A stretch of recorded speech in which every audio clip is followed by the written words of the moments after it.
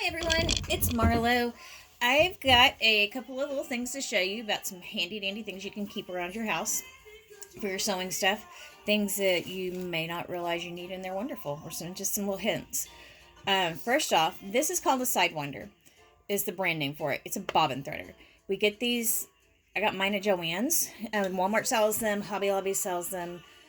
They're about $27 a piece, and I want to say everyone charges about the same price, but again, use those coupons for the 40% off different places, and it'll save you a little money. It runs on batteries or an AC adapter. I use batteries because it's just less cords to keep up with, and my space is kind of full as it is. Open it up. Your bobbin's going to go here. Your thread goes here. Anytime you have on your sewing machine or a bobbin, there's going to be a felt circle. You may not think it's important, but it really does help keep the, with friction. It makes everything move more smoothly. So we're going to wind, I need thread on my bobbin. This is by the way, a 15J. I was at a certain mass market, big store, box store place today to get some bobbins, and the lady in the department didn't have a clue that why there were different bobbins. I was really irritated. I'm like, you work in this department, you should know. But this is a 15J. If yours has like a notch, a square notch in it, it's a 15. The metal round ones are 66s. There are also a lot of other varieties, but as far as like Singer and Brother and such, those are the ones you're usually going to need. You have to use the one that matches your machine. First thing I'm going to do, I'm going to take my thread. I'm going to put it on my winder. A note for when you're sewing threading your machine, your regular machine. If you have a spool of this nature, it's usually going to have a nick. This one's right here, from where the end of the thread was caught, so that the thread, of course, doesn't come unraveled while it's sitting on the shelf. That always needs to go to the base of your spindle. We're going to go through here. It literally has arrows to show you where to go. Go through this little hoop. Make sure you're not caught on anything. Come around and between these two little middle rings there. You need to get your bobbin started. There's 2 or 3 different ways you can do it. You can either wrap it a few times and push it and go, or you can thread it through here. We're going to do the wrapping method and cross our fingers that I put the right direction. Push it on here. Push it all the way down until it clicks. Push this over. This is what tells it when it's full. And you're going to push this button. Mine's a little old, so it's cranky. And I'm supposed to hold on to that. There we go. Hold on to that little thread till it starts wrapping, and you just let it go till it finishes. If you only need a little bit, you can stop it at any time. But this little piece right here, once it's full, it'll pop it over and stop the winding. This is my Ferocious Goddess playlist I made. I almost forgot some Susie and the Banshees. I was very upset with myself. While that continues winding, another thing to keep at home, canned air. Canned air is great. You're going to use it in your machine, which you can't see from here, but in your dog feeds, which is where your bobbin's at in that area, for cleaning dust out in the areas where, so all down in here and here. If you have a very basic machine, a lot of them, you can actually like pull the cover off or swings open, and you get in there and blow that out really well. You're in just short little spurts because you want to blow the dust loose, not into it. And you're going to have lots of dust and fiber from the thread. So I'm done on this.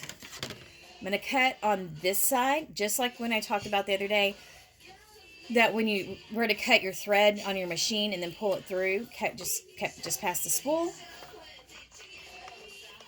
Pull it back up and just pull the thread loose and wrap it around. That was not the best roll bobbin, but it'll work for my purposes. Hopefully, better. All right, one of the things I'm going to tell you about is on your, when you're pressing with your iron, if you're using steam, which with cotton is very helpful. Make sure that you keep, when the water that you put into your machine is not from your tap, if at all possible. Tap water, especially around here, our water is really, really, really hard. So it has all sorts of junk in it, and it'll eventually build up in your iron. Ooh, I'm making a mess. And don't just pour it all in. Pour in some and wait. Like on this one, there's a max line. One other tip on iron. Ooh, see, my iron's hot. If you can't even see what I'm doing. Let me adjust this a little bit. Right here, it's gonna say max, which I don't have it filled up to max right now, but I probably put some more in a little bit.